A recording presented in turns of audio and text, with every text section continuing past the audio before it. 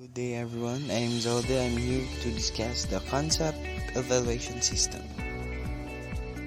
Chapter outline of this topic.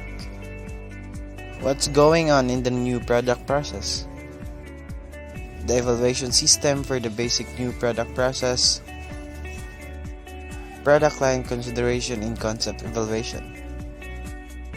Next is the cumulative expenditure curves. The risk or the payoff matrix. The decay curve. Next is planning the evaluation system. Everything is tentative. Put holes. The people dimensions. And next is the surrogates. Next is the ATAR model. Further uses of the ATAR model. First is what's going on in the new product process. It is the goods that appears complex are just collection of metal shapes, packaging materials, fluid, price, and so on.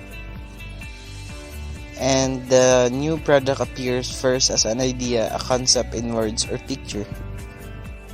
Next is the evaluation system for the basic new product process. Ideas becomes concepts, concepts get refined, evaluate and approved, development projects are initiated, and products are launched. Throughout this process, different questions need to be asked, and different evaluation techniques provide the required answers. For example, the very first evaluation precedes the product's concepts. You see on the screen there are steps of evaluation system for the basic new product process. The opportunity identification and selection, the direction, the concept generation, the initial interview, concept project evaluation, the full screen, the development, the progress reports, the launch, the market testing, and the interest prospect. Product line consideration in concept evaluation. In industry like pharmaceutical, a firm might bring 2 or more ideas through the development. With more potential products, there is a greater chance that one will be a winner and a payoff or winning is large enough to offset the extra costs incurred in developing more products. Next is the cumulative expenditure curve, the risk payoff matrix. As we have seen, the new product evaluation system flows with the development of the product. What evaluation occurs at any one point depends greatly on what happens next. In general, the new products team should consider 4 generic risk strategies. First is the avoidance, second is the mitigation, third is the transfer, and lastly is the acceptance. Next, let's talk about planning the evaluation system. First is everything is tentative. It's easy to imagine that building a new product is building a house. First, the foundation, then the frame, then the first floor, and so on. We usually assume everything is tentative, even up through marketing. Form can usually be changed, and so can cost, packaging, positioning, and service contracts. So can the marketing date and the reaction of government regulators, so can customers' attitude as companies with long development time has discovered. Next is the put holes. One critical skills of product developer is the ability to anticipate major difficulties, the put holes of the product innovation. We should carefully scan for the really damaging problem and keep them in mind when we decide what evaluating we will do. If the put hole is deeper enough, the development team may have seriously considered the risk avoidance option to drop the project. Next is the people dimensions.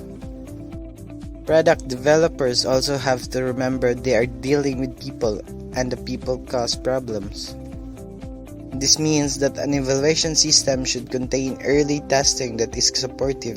In fact, concept testing is sometimes called concept development to reinforce the idea of helping the item not just killing it off. Lastly is the surrogate.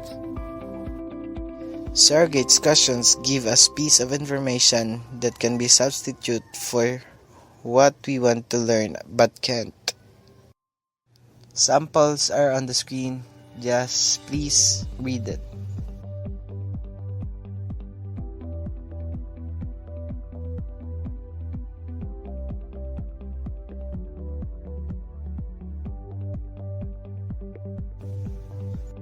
Next is the ATAR model.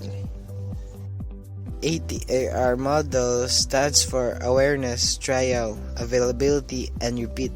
This is taken from what is called diffusion of innovation. Example of it, for a person or a firm to become a regular buyer or user of an innovation, there must first be awareness that it exists. Then, there must be a decision to try that innovation. Then the person must find the item available to them. And finally, there must be a type of happiness with that leads to adoption or repetition of usage. ATAR model is a term that came from consumers' product marketing. And lastly, the further uses of the ATAR model. In these chapters, we outline the use of ATAR relatively early in the concept evaluation as a rough forecasting tool. The ATAR model is useful at this early stage, as it provides an early sales and profit forecast based on estimates specific to the new product. It calls the numbers, as usually can be researched at its use them in managerial way.